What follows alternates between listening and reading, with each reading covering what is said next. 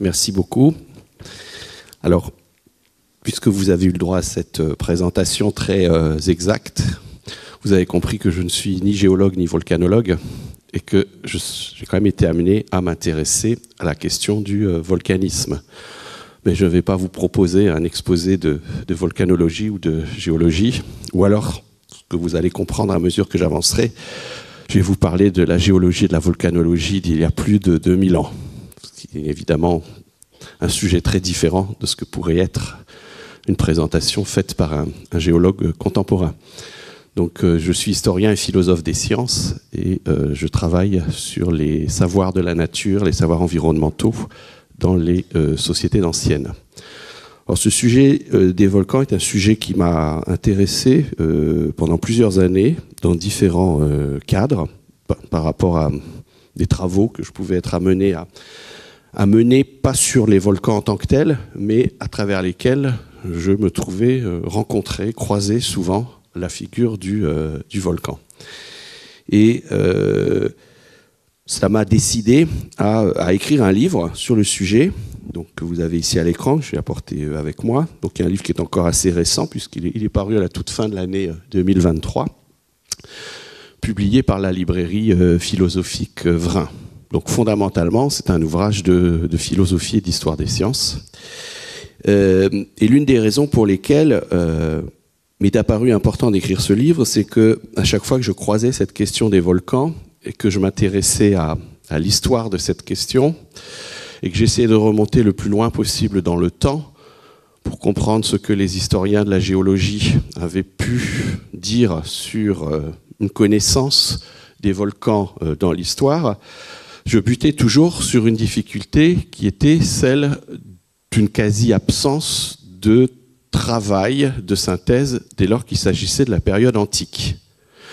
Donc j'ai mentionné ici 3 ouvrages qui sont des ouvrages de référence, qui font vraiment aujourd'hui autorité, toujours dans le champ de l'histoire des sciences et de la géologie en particulier. Le livre d'un très grand historien des sciences et de la géologie, Gabriel Goho, ouvrage de 1990, une histoire de la géologie, qui est en langue française et en contexte francophone vraiment le livre de référence, qui est un ouvrage de vulgarisation également, donc qui peut être lu par un lectorat étendu. Un ouvrage un petit peu plus, je dirais, pointu de 1994, Histoire de la géologie, en plusieurs tomes, avec évidemment un premier tome qui parle des anciens et qui va jusqu'à la première moitié du XVIIe siècle. Et un troisième ouvrage d'un volcanologue, géologue, mais qui s'intéresse aussi à l'histoire de sa discipline, donc Sigurdsson. À son nom, vous devinez que c'est quelqu'un qui vient d'une contrée volcanique. Donc, ouvrage, c'est le plus récent en date de ces 3, 1999, Melting the Earth, The History of Ideas on Volcanic Eruptions. Et dans tous ces livres, malgré leur très grande qualité incontestable, j'ai toujours été déçu et frustré par ce qui pouvait être dit concernant la période antique. Alors, pour une raison assez simple, et dont on ne peut pas, je dirais, qu'on ne peut pas porter à charge contre les auteurs de ces ouvrages, qui sont 3 érudits tout à fait pointus et avertis dans leur champ, mais c'est que pour traiter de l'Antiquité, il faut pouvoir aller lire les sources originelles et ne pas les lire en traduction. Donc, évidemment, il y a un obstacle qui se pose assez souvent dès lors qu'on veut faire de l'histoire des sciences et que l'on veut s'intéresser aux anciens, c'est la capacité à aller regarder de très près les textes restants, les sources restantes, et la capacité à évaluer, évidemment, ces sources, aussi bien pour ce qu'elles sont et ce qu'elles disent, que pour ce qu'elles ne sont pas et qu'elles ne disent pas. Alors c'est ce manque qui m'a donné l'envie d'écrire ce livre, et qui effectivement, je m'en suis aperçu, c'est la première fois que quelqu'un écrivait un livre de synthèse sur la question du volcanisme dans l'Antiquité. Donc voilà, j'ai été heureux de pouvoir produire ce travail. Alors, très brièvement, pour vous résumer le plan du livre, c'est un plan en 3 parties. La première partie est intitulée « Un monde volcanique ».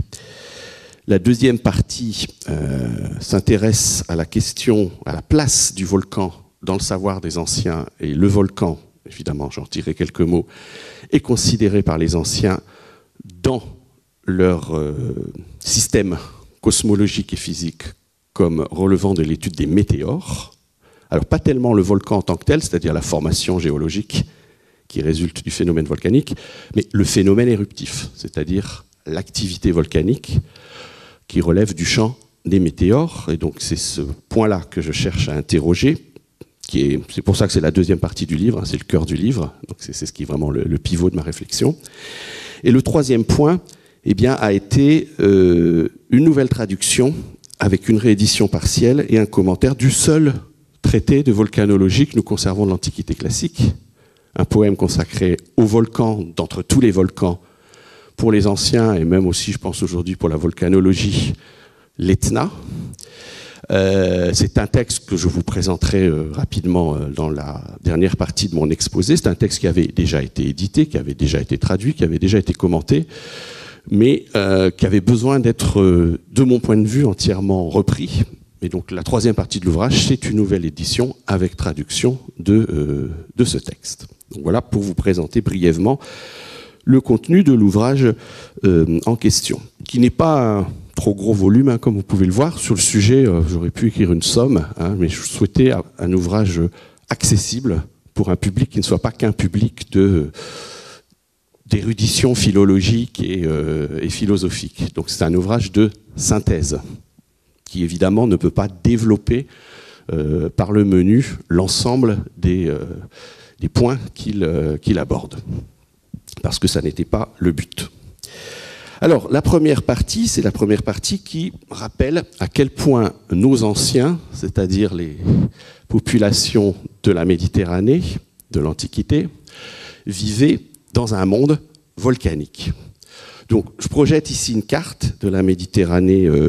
Alors, le fond de carte est repris d'une carte qui représente les différentes phases d'expansion de l'Empire romain. Hein. Donc, c'est une carte historique. Et sur cette carte historique, sont placés les principaux sites volcaniques connus, encore aujourd'hui, mais qui étaient déjà connus des anciens.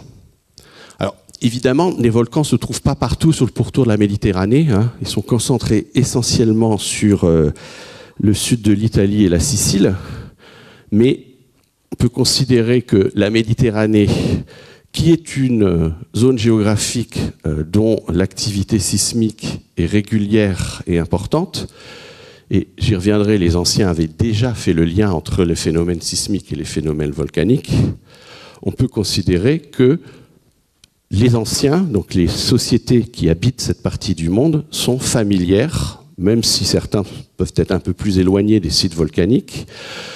On a affaire à des sociétés qui sont familières du phénomène volcanique, qu'ils le vivent, qu'ils l'appréhendent et qui sont en mesure de l'intégrer dans leur imaginaire, dans leur représentation et dans leur champ de connaissances sur la nature. Alors, pour comprendre à quoi correspondent les petits triangles avec leurs couleurs, les triangles rouges correspondent à des volcans ou des zones volcaniques qui sont actifs. Alors évidemment, Santorin, vous savez peut-être que Santorin, bon, la dernière activité du supervolcan de Santorin, hein, qui est vraiment un super volcan, elle remonte à très très loin. Elle remonte à très très loin, mais c'est un volcan qui est toujours considéré comme actif. Et les anciens, même si les sources que je vous présenterai tout à l'heure n'ont pas connu d'éruption de ce volcan, qui correspond au site de Santorin, savaient, parce que les sources nous le disent, savaient que cette zone était une zone qui connaissait des phénomènes de type volcanique. L'Etna, alors l'Etna c'est le volcan de tous les volcans, j'y reviendrai. D'abord, aujourd'hui encore, alors c'est pas le plus gros des volcans, hein, il a été supplanté en termes je dirais, d'importance et de taille par des supervolcans indonésiens, d'Amérique centrale, etc. Mais ça reste un des volcans les plus actifs au monde, sur la planète. Donc c'est un volcan qui est encore aujourd'hui un des volcans les plus étudiés dans le champ de la volcanologie, puisque c'est vraiment une activité, je dirais pas permanente, mais quasiment. C'est pour les anciens un phénomène de la nature particulièrement exceptionnel, et j'y reviendrai. Si l'on est grec, si l'on est romain, ou si l'on vit quelque part sur le pourtour de la Méditerranée pendant l'Antiquité, on a forcément entendu parler de l'Etna. On sait qu'il existe en Sicile une montagne qui crache des flammes. Tout le monde le sait. Ça fait partie des lieux communs, d'une certaine manière, de la culture géographique. Alors, je ne vais pas dire de tout le monde, mais de tous ceux qui sont un peu lettrés, qui sont un peu cultivés, qui ont un peu lu, et qui savent qu'il existe en Sicile une montagne particulière, une montagne exceptionnelle, qui s'appelle l'Etna. Et puis, une zone aussi de très grande activité, c'est dans la baie de Naples, les fameux champs flégréens, et le Vésuve. Alors le Vésuve, vous voyez, j'ai mis un petit triangle vert, parce que le Vésuve est un cas un peu particulier pour les anciens. C'est que c'est un volcan qui, avant l'éruption catastrophique que tout le monde connaît de 79, n'avait pas connu d'activité significative depuis un certain temps. Ce qui fait que la mémoire de l'activité de ce volcan était un petit peu oubliée, mais il n'empêche, et on le verra tout à l'heure, que les anciens savaient que le Vésuve avait été un volcan actif. Donc ils n'ignoraient pas la nature particulière de ce mont. Mais ici, je l'ai mis en vert parce que jusqu'en 79 après Jésus-Christ, il n'est pas véritablement une montagne de feu. Il ne crache plus le feu. À partir de 79, l'année qui marque son réveil, c'est un volcan qui va devenir très actif et qui, dans l'histoire, alors avec des périodes plus ou moins de plus ou moins grande intensité de son activité, mais qui va tout au long de l'histoire continuer à connaître des épisodes éruptifs plus ou moins désastreux. Et puis il y en a un particulier dont je parlerai tout à l'heure, qui est en bleu, c'est le mont Chimère, que les anciens catégorisaient comme volcan, parce que c'était une montagne d'où se dégageait du feu, mais nous verrons qu'il ne s'agit pas du tout d'un volcan, d'un autre phénomène géologique que les anciens, évidemment, n'étaient pas en mesure de comprendre comme on a été en mesure de le comprendre bien plus tard après eux, mais qui, du point de vue de son activité, faisait penser à un volcan. Donc c'est dans la province antique de Lycie, donc c'est la Turquie actuelle, mais j'y reviendrai. Donc, en tout cas, si l'on est un ancien grec ou un ancien romain, on sait qu'il existe des volcans, et on a une représentation assez vive de ce qu'est ce phénomène. À tel point que cette figure du volcan est très présente dans la littérature de langue grecque comme dans la littérature de langue latine, et en particulier dans le genre épique.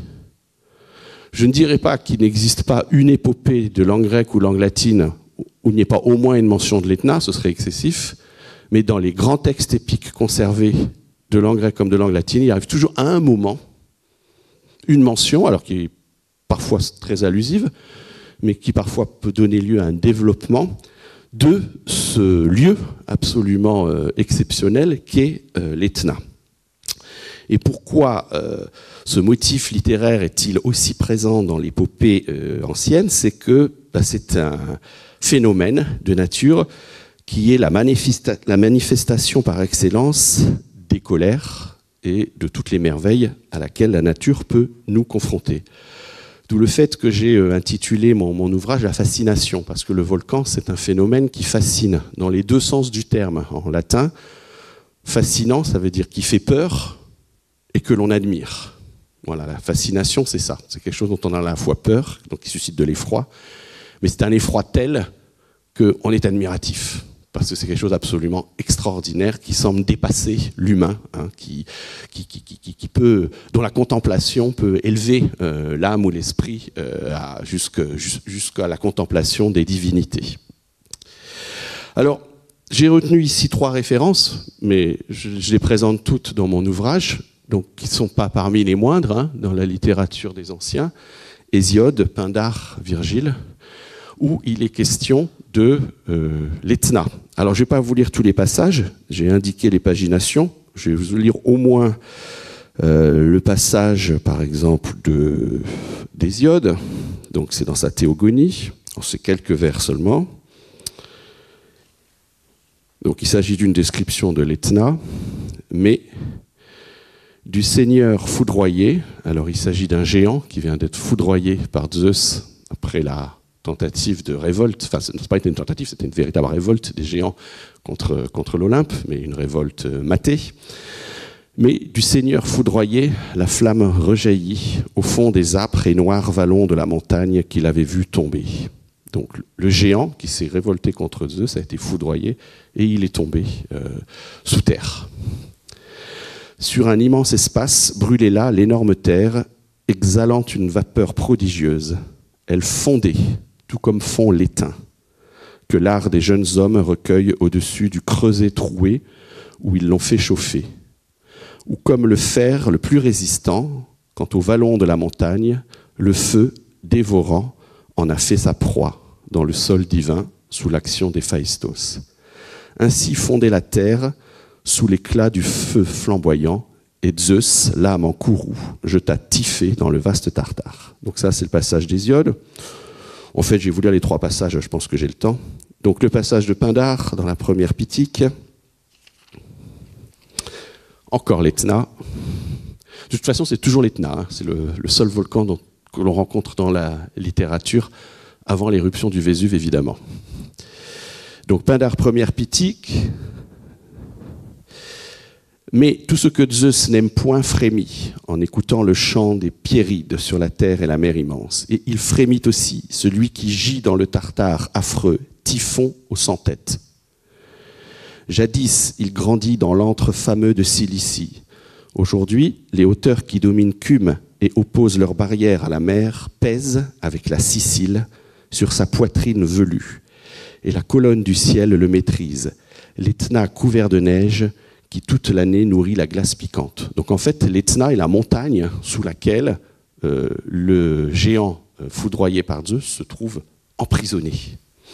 Et ce sont les tentatives de réveil, de libération du géant qui vont provoquer, dans cette mythologie, qui vont provoquer les éruptions du volcan. Donc je continue. Du mont sortent, vomis par ses abîmes, les sources les plus pures du feu inabordable. Et pendant le jour, ces torrents répandent un flot de fumée ardente. Mais dans les ténèbres, une flamme rouge roule et entraîne jusqu'aux profondeurs de la plaine marine des blocs de roche, avec fracas. Celui qui fait jaillir ces épouvantables jets d'Héphaïstos, c'est ce monstre, prodige merveilleux à voir, émerveillement aussi pour ceux à qui des témoins le racontent, que la fureur de ce captif qui gît ainsi entre les cimes au noir feuillage de l'Etna et le sol, le dos tout lacéré et meurtri par la couche sur laquelle il pose. Donc dans ce passage, ce qui est intéressant, c'est que vous avez à la fois la veine mythique, donc qui rend compte du phénomène éruptif par la présence d'un géant qui est enfermé, qui cherche à se réveiller, et vous avez une description extrêmement précise sur le mode du témoignage et du témoignage oculaire de cette activité du volcan. Et on retrouve la même chose dans le passage qui est le plus développé de Virgile.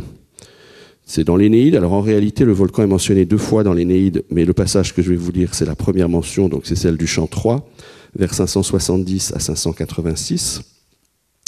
Alors c'est un passage où Énée, donc vous savez, Énée, il fuit Troie, après la chute de Troie, et il se rend en Italie, mais il n'arrive pas directement en Italie, il est comme Ulysse, il doit passer par un certain nombre de pérégrinations avant d'atteindre son but. Et parmi ces pérégrinations, eh bien, il y a une escale de sa flottille sur les côtes de la Sicile, sur les rivages qui sont à l'ombre du volcan célèbre. Et lorsque la flottille troyenne donc fait une courte escale sur ces rivages de la Sicile, elle recueille un des compagnons d'Ulysse échappé du Cyclope. Parce qu'à partir d'une certaine date, on s'aperçoit que les anciens vont situer le pays des Cyclopes, donc ce pays des Cyclopes que l'on trouve chez Homère dans l'Odyssée, ils vont le situer en Sicile et en particulier dans la région de l'Etna. Il y a une association qui se fait à partir d'une certaine époque entre la figure du Cyclope et la figure du volcan. Et donc voici la manière dont est narrée donc cette arrivée de la flottille troyenne donc sur les rivages de la Sicile, à proximité de l'Etna. Il s'agit de la traduction de Jeanne Dion et Philippe Euzet, qui avait été publiée dans la bibliothèque de la Pléiade. C'est une très bonne traduction, mais que j'ai partiellement modifiée. Un port à l'abri des vents s'y trouve tranquille. immense aussi lui-même.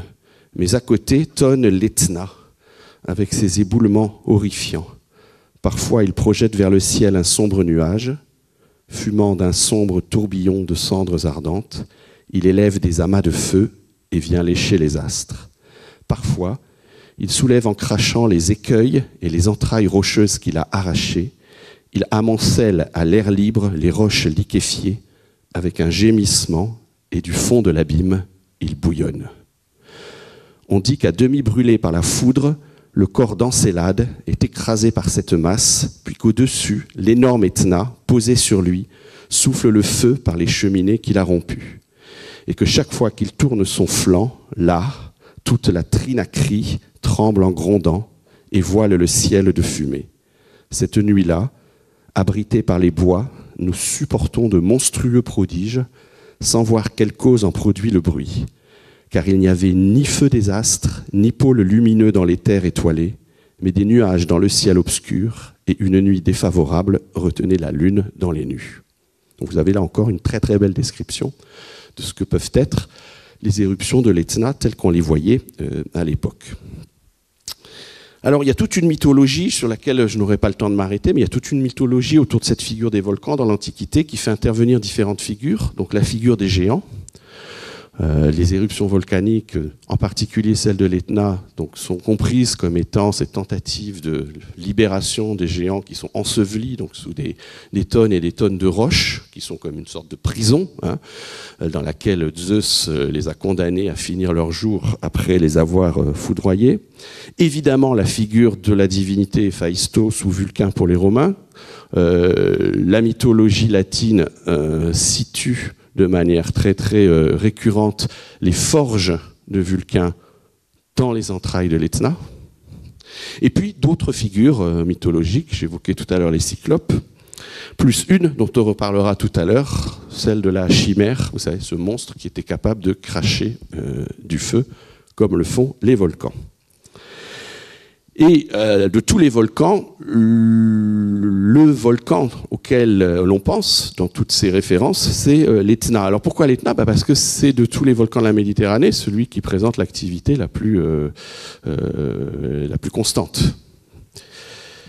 Et l'Etna apparaît même comme un topos du sublime, et c'est pour ça qu'il est omniprésent dans la veine épique, comme un topos du sublime, et ça, nous le voyons à travers un passage du pseudo-Longin, donc un texte qui a été attribué à un auteur qu'on appelle Longin, mais dont on ne sait pas qui il est, d'où l'intitulé que nous employons aujourd'hui de pseudo-Longin, le fameux traité que vous connaissez peut-être, le traité du sublime de Longin, donc qui est un traité de ce qu'on appelle aujourd'hui de critique littéraire, et qui définit ce qu'est le sublime en matière de création poétique. Et il y a un passage très intéressant dans ce traité du sublime de Longin. Donc on ne peut pas identifier l'auteur, mais on sait que c'est un texte qui date du 1er siècle après Jésus-Christ. Et donc je vous lis ce passage. C'est un passage dans lequel l'auteur évoque les lieux connus du monde qui sont considérés comme les lieux du sublime par excellence. C'est-à-dire les lieux dont la contemplation et dont la connaissance ne peut que contribuer à élever l'âme et mener donc au sublime. Et donc ce sont des lieux qui sont aussi des lieux littéraires, qu'on s'attend à trouver comme vraiment des lieux communs de la littérature qui tend vers le sublime. Et donc dans le contexte de la culture des anciens, il s'agit du genre épique. Donc je vous lis ce passage. De là vient que, poussés en quelque sorte par la nature, ce ne sont pas par Zeus les petits cours d'eau que nous admirons, mais leur limpidité et leur utilité. Mais, et là vient la liste de tous les lieux emblématiques du sublime, mais c'est le Nil, le Danube ou le Rhin, et bien plus encore l'océan. Et la petite flamme que nous allumons nous frappe moins parce qu'elle conserve son pur éclat que les feux du ciel, même s'ils sont souvent obscurcis. Et nous pensons qu'elle est moins digne d'admiration que les cratères de l'Etna, dont les émissions projettent des roches depuis ses profondeurs et des montagnes entières, et parfois déversent des fleuves de ce feu fameux né de la terre, et qui ne suit que sa propre loi. Donc l'Etna fait partie, comme le Nil, au titre des fleuves, de ces lieux qui sont des lieux emblématiques de l'inspiration sublime, si l'on en croit cet auteur. Alors, comment est-ce qu'on peut caractériser ce phénomène dans la pensée des anciens ? Donc pour cela, il suffit d'étudier toutes les mentions qui sont faites dans la littérature, aussi bien dans les textes théoriques que dans des textes historiques ou des textes poétiques tels que ceux dont je viens de lire quelques extraits. Alors d'abord, il y a la manière de désigner ces montagnes. Alors il n'y a pas de nom, il n'y a pas de nom spécifique, j'y reviendrai pour parler du volcan dans l'Antiquité. Donc ce que nous appelons un volcan, ça n'existe pas pour les Grecs et pour les Romains. Voilà. Le terme de volcan, d'ailleurs, n'apparaît qu'au Moyen-Âge, en réalité. Donc avant le Moyen-Âge, il n'existe aucun nom spécifique pour désigner ce type de montagne, assez particulier, aussi bien particulier par sa forme que par son éventuelle activité. Et donc pour les anciens, aussi bien en grec qu'en latin, la manière dont sont désignés ces volcans, c'est toujours la même. Alors, c'est pas toujours la même expression à l'identique, mais l'idée est toujours la même, que ce soit en grec ou en latin. C'est toujours l'idée d'une montagne de feu ou d'une montagne qui crache du feu. Ce qui veut dire qu'en fait, lorsque les anciens évoquent le volcan, ils évoquent toujours un volcan en activité. Ce qui fait le volcan, c'est le volcanisme, c'est son activité. C'est le fait qu'à un certain moment, quelque chose qui pour eux relève du feu, de l'élément feu, bien surgit des profondeurs de la terre, des entrailles de la terre. Donc ça ne correspond pas nécessairement à une formation géologique particulière. Et évidemment, un mont qui ne crache pas le feu, donc qui n'est pas une montagne de feu, n'est pas nécessairement considéré à l'instar de l'Etna. L'Etna est une montagne de feu, effectivement. D'autres volcans, comme le Vésuve avant 79, ne sont pas forcément considérés de la même manière. Alors, dans la littérature, on a de nombreuses mentions d'éruptions historiques et de phénomènes éruptifs, et en particulier, lorsqu'il s'agit d'évoquer des phénomènes éruptifs réguliers, c'est toujours de l'Etna dont il est question. Et on trouve aussi des listes de montagnes de feu, aussi bien chez les géographes que chez les historiens, que chez les naturalistes. Donc j'ai donné les principaux noms, les principales références, où on a des auteurs qui donnent ces listes des montagnes de feu connues. Donc c'est Diodore de Sicile, c'est Strabon. Je les ai donnés dans l'ordre chronologique. Avec Diodore de Sicile, ça commence au 1er siècle avant Jésus-Christ, et puis ensuite on déroule la chronologie. Diodore de Sicile, Strabon. Alors on sait que Strabon en réalité reprend, et j'y reviendrai, les œuvres perdues d'un philosophe grec stoïcien, Poséidonios d'Apamée, qui avait beaucoup écrit sur les volcans. C'est Pline l'Ancien, c'est Pausanias, et puis sur ma diaporama, j'ai indiqué, etc., parce qu'évidemment, il y a d'autres sources. Celles-ci sont les principales. Et alors, dans ces listes de volcans, ce qui est intéressant, c'est qu'on n'a pas toujours les mêmes noms, elles varient. Alors, certains noms sont toujours présents. L'Etna, par exemple, voilà, il est impossible qu'un auteur ancien donne une liste des montagnes de feu dans laquelle l'Etna ne se trouve pas. Le Vésuve s'y trouve parfois, mais pas toujours. Je parle bien évidemment là de textes qui sont antérieurs à 79 après Jésus-Christ, parce qu'après 79 après Jésus-Christ, évidemment le Vésuve est clairement identifié comme une montagne de feu. Parfois le Vésuve est mentionné, parfois il ne l'est pas. Mais le simple fait qu'il soit mentionné par certains auteurs prouve bien que même si le Vésuve n'avait pas connu d'activité, je dirais, de mémoire historique récente, il était bien identifié par un certain nombre de théoriciens de l'Antiquité comme l'équivalent d'un Etna, sauf un Etna qui s'était endormi. Voilà. Et puis un cas particulier, celui que j'évoquais tout à l'heure, c'est le mont Chimère. Alors le mont Chimère, on sait très bien à quoi cela correspond aujourd'hui. C'est un mont donc c'était la Lycie antique, c'est la Turquie actuelle. Donc en turc, c'est le Yanartax. Alors je ne sais pas si je prononce bien le nom puisque je ne parle pas cette langue. Mais en tout cas, vous avez sur la diaporama l'orthographe du nom. Et alors, en fait, ce mont, il se visite encore aujourd'hui. C'est un lieu touristique intéressant. C'est un endroit où se dégage de manière naturelle du méthane donc, qui se trouve dans les profondeurs du sol, et qui se dégage donc par des cheminées qui existent à cet endroit. Et ce méthane, lorsqu'il il arrive à l'air libre, il s'enflamme naturellement. Donc, c'est un mont dont sortent des flammes de manière constante. Ce qui explique que les anciens l'avaient assimilé à un mont comme l'Etna, parce que le phénomène pour eux était le même, des flammes sorties d'un mont. Alors évidemment, nous aujourd'hui, nous savons que ça n'a rien à voir avec un phénomène volcanique, mais pour les anciens, le phénomène, du point de vue de sa perception, était identique. Il s'agissait bien de feu sorti des entrailles de la terre et s'échappant par une montagne. D'où le fait que dans l'Antiquité, il portait le nom de mont Chimère, donc il était associé à cette créature de la mythologie, donc la chimère qui était capable de cracher du feu. Donc tout cela pour vous dire qu'il est impossible de considérer que les anciens aient pu ignorer l'existence d'un phénomène, alors ce que nous appelons aujourd'hui volcanisme, que eux ne pouvaient pas appeler comme ça, mais donc d'un phénomène qui est ce que nous appelons le volcanisme, puisque ce phénomène est très présent dans la littérature, et je pense que vous l'avez vu à travers les 3 extraits que j'ai lus de poètes, on est capable de décrire de manière très très exacte ce qu'est une éruption volcanique. Donc j'en viens maintenant à ce qui pourrait relever du volet scientifique, c'est-à-dire la manière dont des auteurs auraient pu essayer de théoriser ce phénomène et de l'intégrer dans le champ de la connaissance du cosmos et de la nature.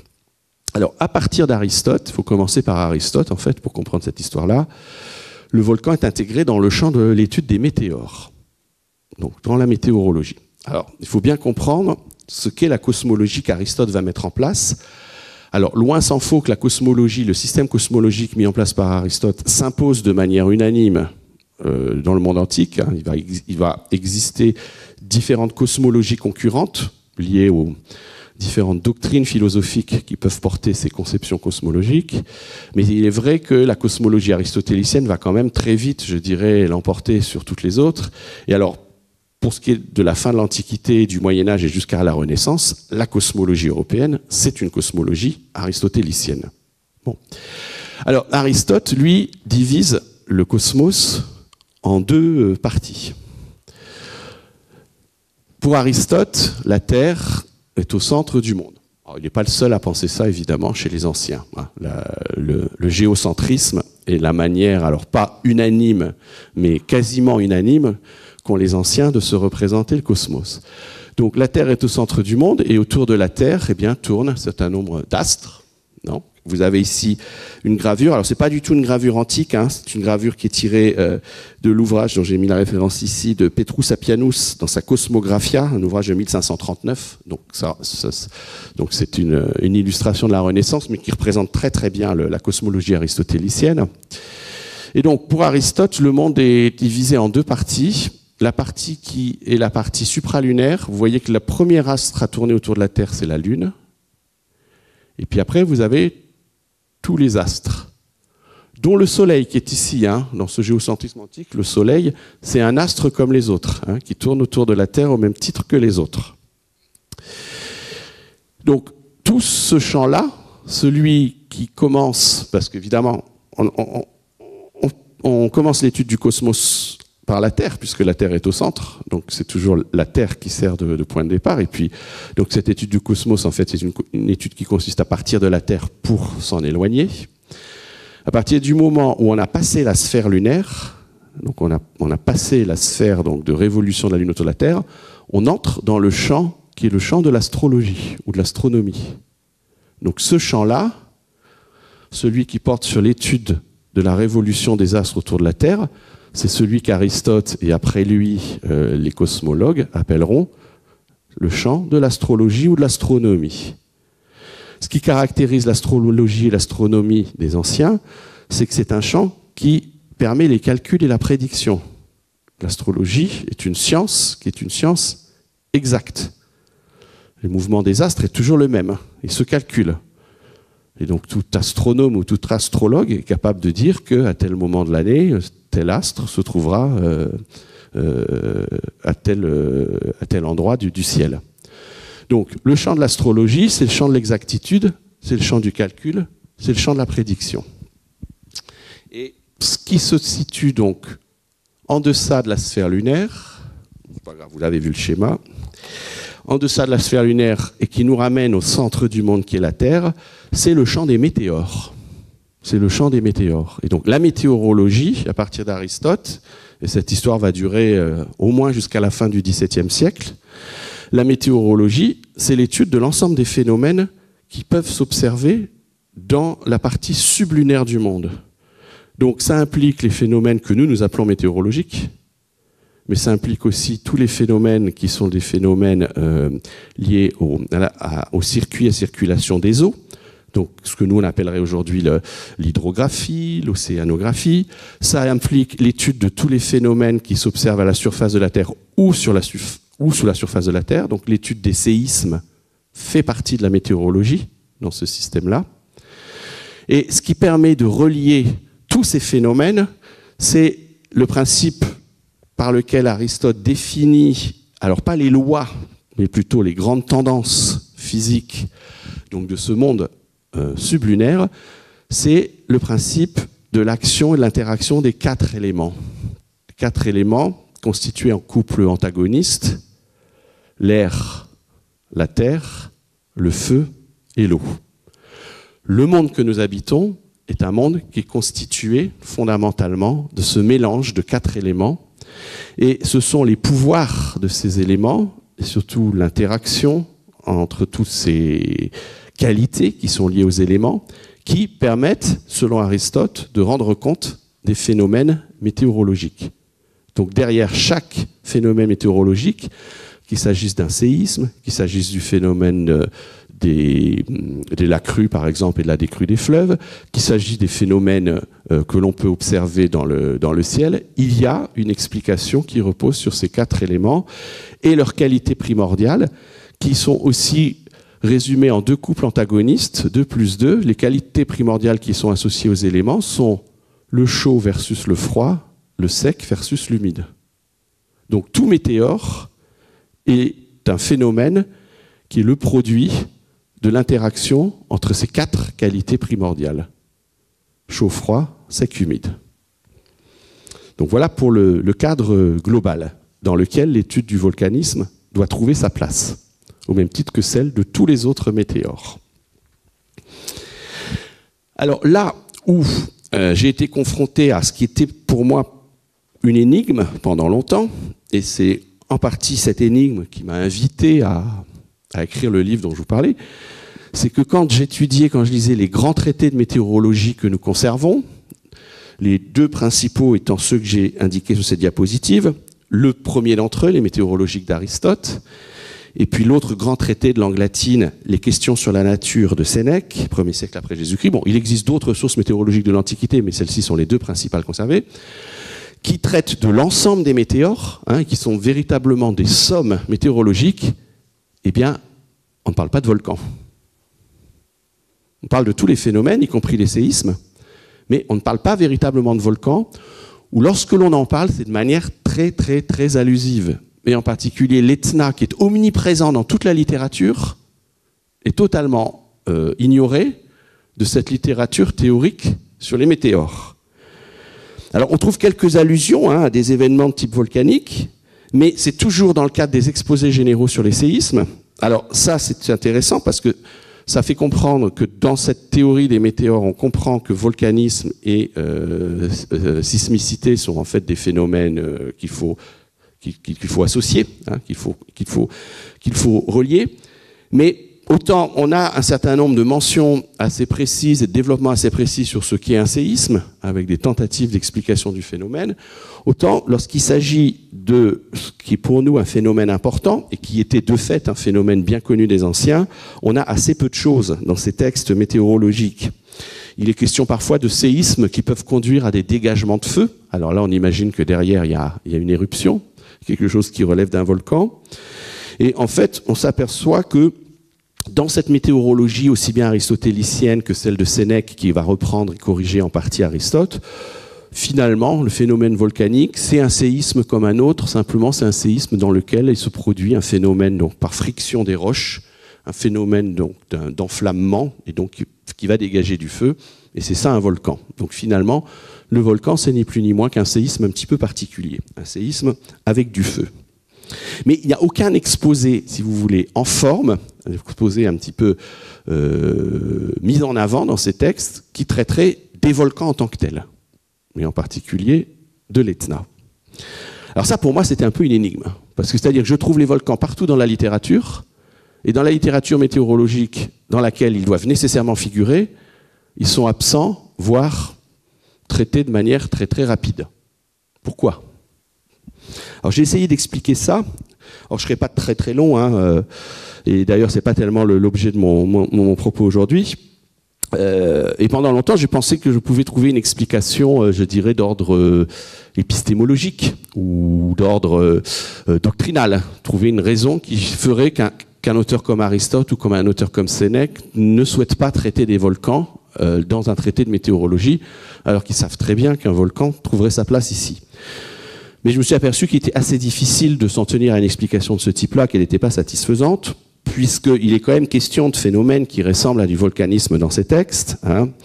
Donc, le séisme dans la météorologie aristotélicienne, c'est un phénomène d'ordre pneumatique. Donc, il se produit un séisme du fait des mouvements de l'air. Sous la surface de la Terre, il y a de l'air qui est enfermé, qui se meut et qui cherche à s'échapper à certains moments.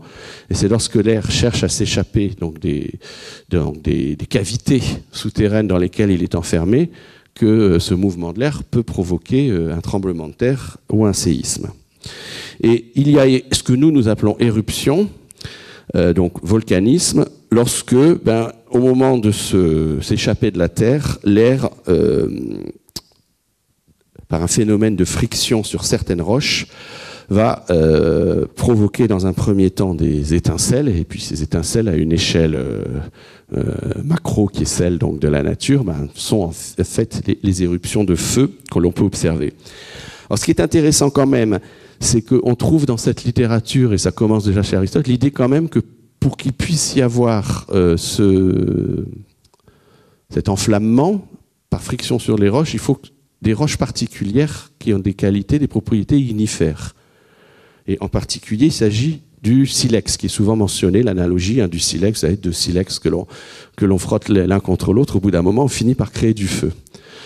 Donc, ça, c'est une explication intéressante qui peut laisser penser qu'il y a cette idée sous-jacente que si on ne trouve pas des volcans partout, c'est-à-dire s'il n'y a pas volcanisme à chaque fois qu'il y a un séisme, c'est qu'il faut un sol ou un sous-sol d'une nature un peu particulière, avec certaines propriétés particulières, pour qu'on passe du simple séisme au séisme avec enflammement et dégagement de feu. Donc, je reviens à ce que je disais au tout début. En tout cas, il n'y a pas de volcan sans feu pour les anciens. L'entité volcan éteint telle que nous la connaissons, nous, c'est quelque chose qui reste à inventer. Bon, en réalité, dans la science moderne, il va falloir attendre le XVIIIe siècle pour qu'on comprenne que, par exemple, en Auvergne, les montagnes sont des volcans. Avant le XVIIIe siècle, on n'a pas identifié les montagnes d'Auvergne comme étant des volcans. Donc, si vous voulez, on ne peut pas dire que les anciens voyaient moins bien les volcans que d'autres, hein, mais c'est que pendant longtemps, le volcan, c'est un volcan en éruption. Hein, et là où il n'y a pas d'éruption, il n'y a pas nécessairement perception d'un volcan.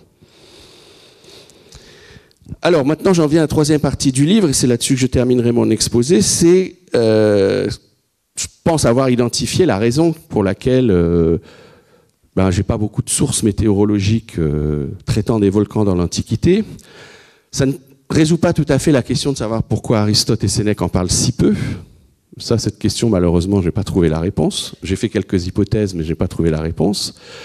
Mais la réponse à laquelle je suis arrivé, c'est une réponse d'évidence pour tout spécialiste de l'Antiquité classique. C'est quand nous travaillons sur les textes de l'Antiquité classique, nous travaillons sur ce qui reste.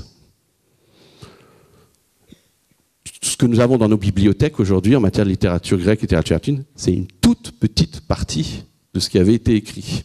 Les pertes sont considérables. Les pertes sont considérables. Et on sait qu'il existait des textes qui traitaient du volcanisme en particulier.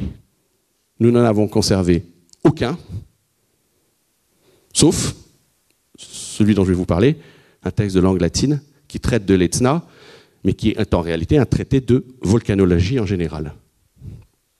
Alors, ce texte, c'est un texte écrit en vers, les vers qui sont les vers de l'épopée, l'hexamètre dactylique, mais comme le sont beaucoup de textes de science dans l'Antiquité, ce sont des textes qui sont souvent des textes versifiés, toujours avec le même maître, le maître propre à l'épopée, l'hexamètre dactylique. Donc c'est un texte de 640 vers, donc ce n'est pas très très conséquent. Il est lacunaire, on n'en a pas conservé l'intégralité. L'auteur est inconnu. Pendant longtemps, le texte était attribué à Virgile, mais on sait aujourd'hui que ça n'est pas un texte virgilien. Et Différentes hypothèses de datation ont pu être proposées, que j'ai essayé d'affiner, et moi j'aboutis à une datation pour la rédaction de ce texte au milieu du 1er siècle après Jésus-Christ, donc grosso modo entre 50 et 70. De mon point de vue, il ne peut pas être postérieur à 79, parce qu'à partir de 79, en contexte romain, dès lors qu'on pense volcan, on mentionne le Vésuve. Or ici, c'est un texte qui traite des volcans et qui ne parle que de l'Etna. Donc ça, c'était un point, mais que d'autres commentateurs avaient évidemment noté bien avant moi, qui permettait déjà de proposer ce qu'on appelle un terminus antequem, c'est-à-dire une date au-delà de laquelle le texte ne peut pas avoir été composé, 79. Bon. Alors, peu de manuscrits sont conservés de ce texte. Les trois principaux, c'est-à-dire ceux qui conservent des passages assez étendus du texte, c'est un manuscrit de Cambridge du Xe siècle, un manuscrit qui est conservé à la Bibliothèque nationale de France du XIe siècle, et un manuscrit perdu, mais qui avait été recopié vers 1500 par Lilio Giraldi. Donc on n'a pas le manuscrit, mais on a conservé la copie du XVIe siècle de ce manuscrit. C'est pas beaucoup pour une traduction manuscrite antique. 3 manuscrits, et dans ces manuscrits-là, le texte n'est même pas dans son intégralité. Et sinon, ce que l'on conserve, c'est des citations, donc de courts extraits qui peuvent être rassemblés ici ou là dans d'autres manuscrits. Donc c'est un texte sur lequel il n'est pas facile de travailler. Alors, on a pu travailler, et j'ai confirmé cela, sur ce qu'avaient pu être les sources et les références théoriques de ce texte. Alors, sur le plan formel, très clairement, le modèle, c'est le grand poète Lucrèce, avec son traité sur la nature, qui est clairement le grand modèle poétique de l'auteur inconnu de ce texte.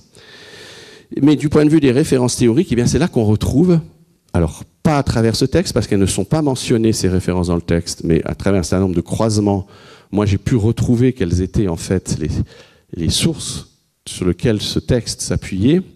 Ce sont des sources grecques, donc en fait ce texte qui est un poème latin, c'est une traduction en vers latin de sources grecques. Donc, sont évidemment les météorologiques d'Aristote, mais comme je l'ai dit, Aristote parle assez peu des volcans, mais il n'empêche que quand même son grand traité sur les météores est une référence pour l'auteur de ce poème. Et en revanche, 2 sources dont on sait qu'elles traitaient de manière développée des volcans et du volcanisme, mais que nous avons perdues. La première, c'est Théophraste. Donc Théophraste, c'est l'un des disciples d'Aristote. C'est lui qui va prendre la succession d'Aristote au lycée après la mort de son maître. Théophraste est comme son maître un grand savant. Il a écrit sur tout. Et il avait écrit sur les volcans. Alors ça, on le sait, à travers une mention postérieure. Il avait écrit un texte intitulé en grec « Peri ruakos tou en Sikeliai ». Et lorsque l'on traduit le titre grec, on arrive à la traduction suivante, sur les éruptions de Sicile. Il s'agissait donc d'un texte consacré aux éruptions de l'Etna. Le texte est perdu. Et troisième source, qui est évidemment une source majeure pour cet auteur, c'est le philosophe que j'évoquais tout à l'heure, Posédonios d'Apamée, qui est un des grands représentants du stoïcisme. C'est un auteur du 1er siècle avant Jésus-Christ, dont l'œuvre était comparée par les anciens du point de vue de son ampleur à celle d'Aristote, donc un auteur qui était aussi important qu'Aristote. Il avait écrit sur à peu près tout aussi, immense savant. Tout est perdu. La totalité de son œuvre est perdue pour nous. En revanche, il est très souvent cité dans le traité de géographie de Strabon, et lorsque Strabon cite Poséidonios, c'est sur le sujet des séismes et des volcans. Donc on sait que Poséidonios avait écrit sur ce sujet. Existait-il une source latine antérieure à ce poème? Ça, c'est une question à laquelle il est impossible de répondre. Moi, je pense que non. De mon point de vue, ce texte latin, c'est la première traduction en latin de sources grecques qui traitent du volcanisme. De mon point de vue, il n'y en a pas eu d'autres avant. Il n'y en a pas d'autres après. Alors quand je dis il n'y en a pas d'autres après, je ne dis pas qu'il n'y en a pas eu d'autres après, mais de ce que nous conservons de la littérature latine, on n'en connaît pas d'autres. Donc en fait, ce texte est un texte unique en son genre.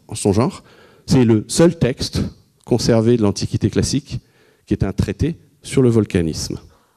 Ce n'est pas le seul à avoir été écrit, mais c'est le seul que nous pouvons encore lire. D'où son importance. Alors c'est un texte qui compile, c'est un texte qui résume, qui fait de la synthèse, mais qui compile quand même le sujet de manière assez précise, puisque la deuxième partie du texte est organisé ainsi. Donc je vous ai donné s'il y avait eu des sous-titres à ce texte, ce qu'auraient pu être les sous-titres des différentes parties de la démonstration. Donc dans la deuxième partie du texte, vous voyez que c'est quand même une étude assez précise du volcanisme. On a toute une partie qui s'intéresse à la question des aliments de l'éruption, c'est-à-dire quelles sont les roches qui permettent une éruption, donc les roches qui ont des propriétés particulières, qui font qu'à certains moments, du feu va se produire. Il y en a une en particulier qui est identifiée et qui est identifiée par beaucoup d'autres sources antiques comme étant une roche volcanique par excellence, c'est la pierre meulière. Alors attention, ça n'a rien à voir avec ce qu'on appelle la meulière, là, des villas en pierre meulière qu'on trouve beaucoup, notamment en Île-de-France. C'est pas du tout la même roche. Hein. C'est un nom latin, lapis molaris, et le nom de cette. Mais on n'arrive pas à le traduire autrement que par meulière, donc par un calque. Lapis molaris, elle s'appelle pierre meulière parce que c'était celle qui était utilisée de manière privilégiée pour fabriquer les meules. Parce que les roches volcaniques ont la particularité d'être très dures et très abrasives. Donc ça fait des meules parfaites. Et on sait que dans le monde méditerranéen, il y avait tout un commerce de roches volcaniques qui alimentait les meules. Et c'est intéressant parce que les archéologues ont observé le même phénomène en Amérique centrale, grande région de volcanisme. Les meules des civilisations précolombiennes étaient faites aussi à partir de roches volcaniques. Donc on observe le même type de commerce de la lapis molaris, de la roche meulière, en Amérique centrale et Amérique du Sud et dans le bassin méditerranéen. Donc c'est ce sens qu'il faut donner à meulière. Hein. Donc rien à voir avec ce que nous on appelle les pierres meulières dans un autre contexte. Donc pour cet auteur, donc qui reprend les sources grecques, la roche volcanique par excellence c'est la pierre meulière, et il constate que partout où il y a des volcans, on trouve cette roche. Et c'est ça qui permet d'identifier une zone où il y a eu des volcans, même s'ils sont endormis, c'est la présence de cette roche. Il s'intéresse quand même à un phénomène qui pose question, c'est que dans certaines régions où il y a du volcanisme, cette roche ne se rencontre pas. Même si elle se rencontre presque partout, il y a des régions où elle est absente. Ensuite, il reprend l'exposé de manière plus détaillée sur la pierre meulière en essayant de s'intéresser à ses propriétés, hein, ces propriétés qui peuvent expliquer le phénomène. Et puis, il va décrire de manière très exacte les différentes phases d'une éruption. Et puis, il termine cet exposé théorique par d'autres propriétés de la pierre meulière qu'il avait laissées à l'écart et que l'on rencontre dans d'autres roches qui, elles, sont aussi d'origine volcanique. Alors, la partie sur les différentes phases d'une éruption, elle a souvent été mal traduite parce qu'elle est difficile à traduire et elle a souvent été traduite par de très très bons latinistes, mais qui ne s'intéressaient pas spécialement à la volcanologie et qui donc ne comprenaient pas bien le texte, qui avaient tendance à considérer que bon, de toute façon c'était normal, c'est un texte de gens qui ne connaissaient pas ces choses-là, donc c'était normal que ce soit confus, pas très cohérent, etc. C'est vrai que quand on lit les traductions anciennes de ce texte, on a l'impression que tout est un peu flou, pas très clair, etc. C'est parce qu'on n'a pas voulu prendre au sérieux le texte, et quand on le prend au sérieux, on s'aperçoit que c'est un texte d'une très grande précision. Et dans mon travail de traduction, j'ai fait lire et relire les passages à des volcanologues pour qu'ils me disent si ça leur parlait. Voilà. Et ben ils m'ont tous dit, ah bah oui, moi si j'avais à décrire une éruption de l'Etna aujourd'hui, je la décrirais exactement pareil. Donc le texte est tout à fait capable de s'appuyer sur des témoignages qui sont des témoignages de première main, de témoins oculaires. Je ne sais pas si l'auteur de ce texte a été un témoin oculaire d'éruptions volcaniques, mais à minima, il s'est inspiré de sources qui étaient des sources qui reposaient sur des témoignages directs. Alors, la grande question de ce texte, et je terminerai mon exposé là-dessus, c'est pourquoi l'Etna est-il actif ? Puisqu'on comprend que finalement, pour les anciens, à partir d'un certain moment de leur connaissance du phénomène, il y a bien cette idée qu'il existe des volcans actifs et des volcans qui ne le sont plus, mais qui l'ont été. Mais le seul qu'ils connaissent comme volcan véritablement actif de manière constante, même si en réalité les volcans des îles éoliennes sont aussi des volcans très très actifs, hein, comme le Stromboli, etc. Ce sont des volcans qui ont une très grande activité, mais aucun n'a une activité comparable à celle de l'Etna, du point de vue de la régularité. Et c'est ça la grande question de ce texte, c'est qu'est-ce qui fait de ce volcan particulier, de ce mont particulier, eh bien cette capacité qu'il a à être quasi constamment actif. Et c'est ça que l'auteur cherche à comprendre, et il va chercher les informations dans les sources auxquelles il puise, et il va faire reposer cette explication de l'activité de l'Etna sur deux facteurs. Le premier facteur, je l'ai évoqué, c'est que pour pouvoir entretenir un embrasement, il faut un matériau qui est capable de maintenir un feu. Et Donc, il existe des roches qui sont des roches spécifiques que l'on rencontre dans les zones volcaniques qui ont cette particularité non seulement de favoriser l'embrasement, mais aussi d'alimenter cet embrasement. Donc ça, c'est une des explications qui est donnée par l'auteur. Pour avoir un volcan actif, il faut déjà l'aliment, le matériau. Bon. Et ce matériau, il existe sur la zone de l'Etna. Et la deuxième explication, c'est une explication technologique et qu'on retrouve dans d'autres textes et qu'on retrouve, je ne sais pas si vous vous souvenez du passage de Pindare, le tout premier que j'ai lu. Et j'ai aussi mentionné tout à l'heure le mythe des Phaistos et de ces forges qui étaient souvent situées sous l'Etna. Ben, c'est qu'un volcan, en fait, c'est une sorte de forge géante naturelle.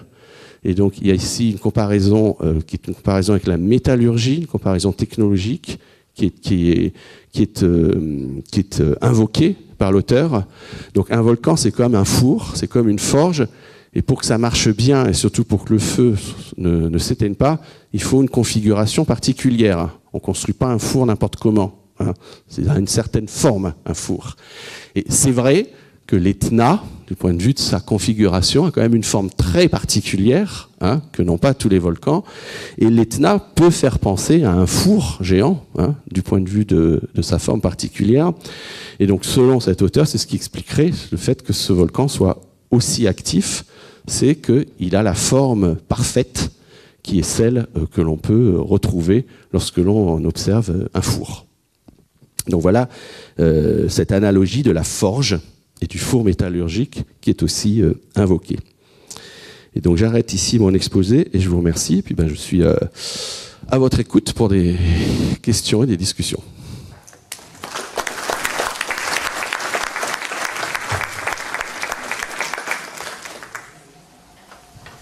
Oui, vous avez centré votre exposé sur l'Etna, bien sûr, et puis lié à ce traité, mais vous avez juste mentionné Santorin, et je pensais quand même que ça avait nourri tellement l'imaginaire, la réflexion même, et suscité des mythes. Est-ce que vous pouvez nous en dire quelques mots? Oui, alors ça suscite des mythes, mais à partir de l'époque moderne. C'est-à-dire que Santorin, on pense à l'Atlantide. Voilà. Donc effectivement, il y a ce grand mythe dans deux traités de Platon, le Critias en particulier, qui évoque l'Atlantide. À partir d'une certaine époque, mais qui n'est pas l'Antiquité, on a voulu associer le mythe de l'Atlantide à l'éruption de Santorin. Bon. Alors, d'ailleurs, je consacre tout un chapitre sur le mythe de l'Atlantide dans le livre, que j'essaye de recontextualiser. Donc, il faut bien avoir conscience, et aujourd'hui, tous les commentateurs, en tout cas tous les commentateurs sérieux, en sont persuadés, l'Atlantide n'a jamais existé, et lorsque Platon raconte le mythe de l'Atlantide, il invente une histoire, et il le sait. Mais il y a dans les dialogues de Platon, c'est une série de fictions, de mythes. Donc, il ne faut pas aller chercher l'Atlantide quelque part dans le monde méditerranéen, ça n'existe pas. Bon, donc c'est une pure fiction, l'Atlantide. Néanmoins, pour qu'une fiction fonctionne, pour qu'elle puisse avoir une certaine crédibilité auprès de ceux auxquels elle est destinée, il faut qu'elle parle d'une réalité qui soit quand même assez, on va dire, proche du monde tel que les destinataires de cette fiction le connaissent. Donc on peut penser que ce mythe de l'Atlantide, il relève chez Platon d'une sorte de mémoire partagée de phénomènes de type volcanique, sismique, qui étaient des phénomènes dont les anciens étaient familiers, et que c'est cette mémoire partagée qu'il ne faut surtout pas chercher à localiser à Santorin ou ailleurs, parce que Santorin, bon, la date exacte de la grande éruption qui aurait détruit donc, la civilisation qui abritait cette partie, elle est encore un peu discutée. Bon, aujourd'hui, quand même, elle est assez bien datée. Bon, ça se déroule entre le XVIIe et le XVIe siècle avant notre ère. Donc clairement, c'est totalement en dehors de la mémoire historique de Platon et de ses contemporains. Maintenant, on sait très bien comment tous ces mythes, même lorsqu'ils sont inventés par un Platon, se fondent sur des traditions orales, et des traditions orales qui, elles, peuvent être très anciennes, hein, et qui peuvent se transmettre génération après génération.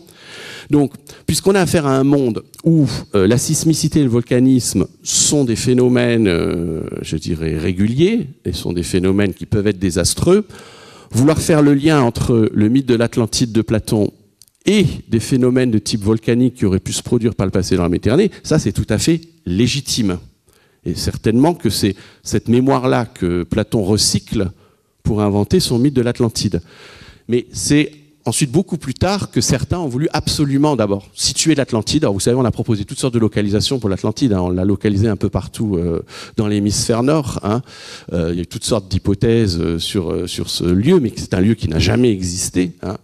Et c'est vrai que une hypothèse qui a souvent emporté pour de bonnes raisons l'adhésion, pas tellement elle paraissait plausible, c'est Santorin.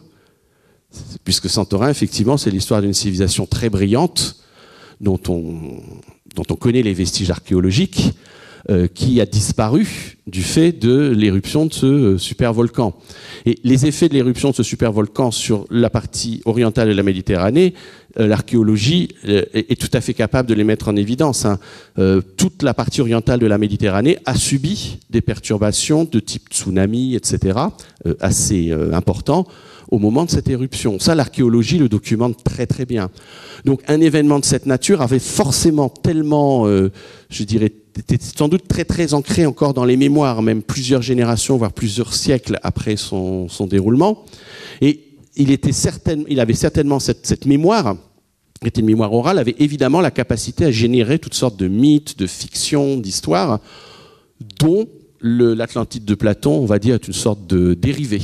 Je ne sais pas si j'ai bien répondu à votre question.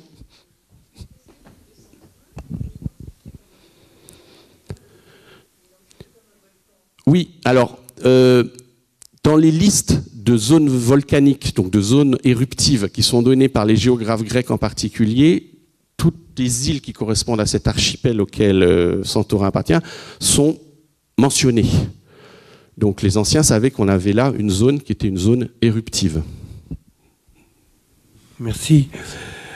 On va s'éloigner un tout petit peu de la Méditerranée, mais pas très loin, hein.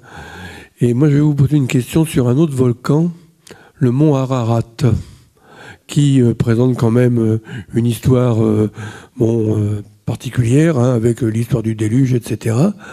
Et dans la dernière éruption, n'est quand même pas si ancienne que ça, puisque ça remonte à 1840, si je ne me trompe pas, hein. Donc, voilà, quoi. Quid de l'histoire du mont Ararat et de tout cela. Voilà. Alors, c'est une bonne question parce que je la traite aussi un peu, alors sans mentionner le mont Ararat en tant que tel dans le livre, mais je m'intéresse beaucoup à ce champ qui est un champ assez récent qu'on appelle la géomythologie. C'est un champ qui consiste à essayer d'expliquer certains grands mythes, qui sont des mythes qui circulent un petit peu partout dans le monde, qu'on retrouve dans de nombreuses sociétés, pas à l'identique, mais sous des formes similaires. C'est de les expliquer par...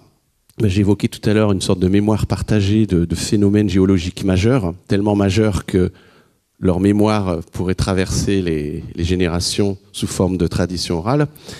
Et alors, vous évoquez le mont Ararat, mais même le mythe du déluge universel, le mythe du déluge universel, on le retrouve dans beaucoup de mythologies du monde. On sait d'ailleurs que le mythe biblique, il n'a rien d'hébreu, hein, c'est un mythe babylonien, qui est repris ensuite par l'Ancien Testament, mais qui, voilà, c'est babylonien. On le retrouve en Grèce, enfin on le retrouve dans beaucoup de régions du monde. Et donc la géomythologie est ce champ qui essaye derrière certains mythes qui semblent raconter une histoire ayant trait à des phénomènes de type naturel, etc., essaye de voir si on peut pas remonter le fil de l'histoire de la géologie pour voir si c'est pas des événements à un certain moment qui se seraient produits et qui expliqueraient que des mythes soient apparus et que ces mythes continuent à être colportés et peuvent donner lieu à de la littérature. Alors, parmi les grands motifs de la géomythologie, il y a les volcans, justement. Bon.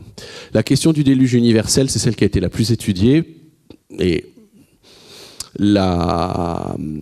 l'interprétation, je dirais, assez commune en géomythologie, c'est de dire c'est que y a des populations humaines qui ont toutes connu la montée du niveau des eaux à une certaine époque de leur histoire et qui l'ont vécu de manière traumatique, et que le mythe du déluge universel, il pourrait peut-être être lié à ça. Bon, ça c'est une explication parmi d'autres.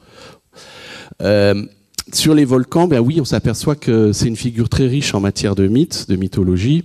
Et bon, moi je pense que quand même les passages qui décrivent le mont Ararat, la présence, même si c'est toujours très allusif dans le texte de l'Ancien Testament, mais il y a quand même, il y a aussi l'épisode du buisson ardent. Enfin, il y a des, buisson ardent, c'est quand même du feu qui apparaît au sommet d'une montagne. Enfin bon, il y a quand même un certain nombre dans l'Ancien Testament d'épisodes, et quand on sait dans quelle partie du monde c'est censé se passer, qui nous laisse dire, mais Derrière, en réalité, derrière le mythe, il y a autre chose. Et potentiellement, oui, il y a un volcan. En ce qui concerne le Vésuve que vous avez évoqué justement, quelles ont été les explications qui auraient été données par les auteurs de l'époque? Concernant son réveil, voilà, tout à fait, aucune, oui. Malheureusement. Ni concernant son fonctionnement. Non. En fait, c'est toujours l'Etna. L'Etna, c'est le volcan paradigmatique pour les anciens. Donc, quand ils parlent volcan, c'est l'Etna. Le Vésuve est mentionné dans la littérature après 79, mais il est toujours mentionné à travers la catastrophe qu'il a provoquée, c'est-à-dire la destruction d'Herculanum, Pompéi, etc. Mais alors, encore une fois, je réponds toujours avec prudence, hein, c'est ce que je disais tout à l'heure, quand on travaille sur les textes de l'Antiquité, on travaille sur ce qui reste, on travaille sur des vestiges. Hein. Donc, on ne peut jamais être sûr à 100%. Quand je dis aucun texte ne parlait du Vésuve pour essayer de l'expliquer, je le dis à partir de la littérature conservée. Je ne peux pas vous dire à 100% qu'il n'en existait pas, mais en tout cas, on n'en connaît pas. Les volcans, à partir de la fin de l'Antiquité, on n'en parle plus beaucoup. Hein, ça a été travaillé, ce sujet-là, par exemple, la question des volcans au Moyen-Âge. Est-ce que dans la littérature médiévale, on parle des volcans?